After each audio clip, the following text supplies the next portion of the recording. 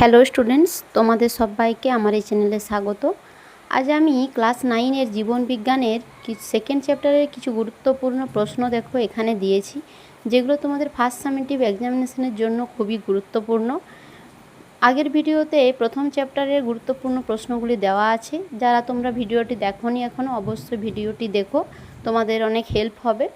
এবং দেখো এখানে তোমাদের সেকেন্ড চ্যাপ্টারে চিত্র অঙ্কন কিন্তু থাকবে।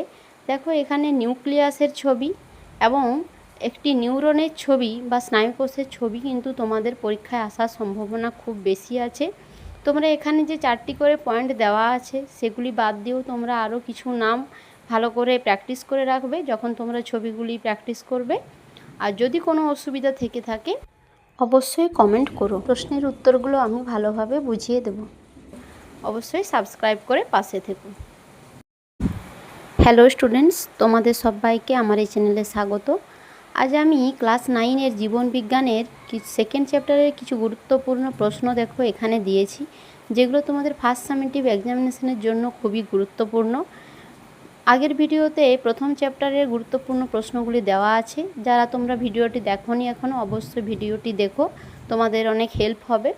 এবং দেখো এখানে তোমাদের সেকেন্ড চ্যাপ্টারে চিত্র অঙ্কন কিন্তু থাকবে।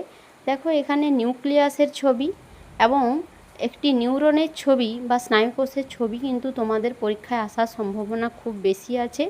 তোমরা এখানে যে 4টি করে পয়েন্ট দেওয়া আছে সেগুলি বাদ দিয়েও তোমরা আরও কিছু নাম ভালো করে প্র্যাকটিস করে রাখবে যখন তোমরা ছবিগুলি প্র্যাকটিস করবে। আর যদি কোনো অসুবিধা থেকে থাকে অবশ্যই কমেন্ট করো, প্রশ্নের উত্তরগুলো আমি ভালোভাবে বুঝিয়ে দেব। অবশ্যই সাবস্ক্রাইব করে পাশে থেকো।